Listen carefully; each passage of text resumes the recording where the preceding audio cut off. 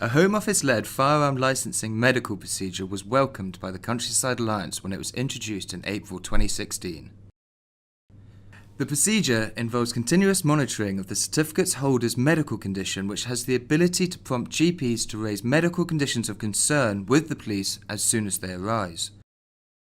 This in turn would further ensure public safety and pave the way for an extended certificate life, anything up to 10 years. Stakeholders involved in the medical procedure included the Home Office, the police, the British Medical Association, the Royal College of GPs, and shooting organisations, including the Countryside Alliance.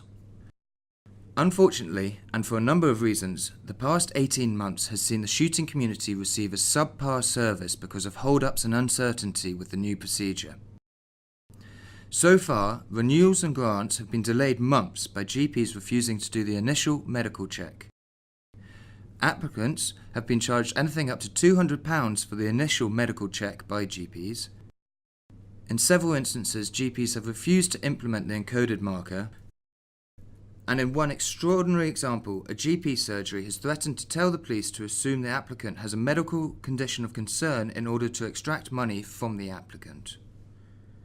The Countryside Alliance believes the system is fundamentally broken and is requesting that either the Home Office guidance is followed by GPs and licensing departments, or the Medical Evidence Working Group is reconvened so a working and acceptable solution can be agreed by all stakeholders.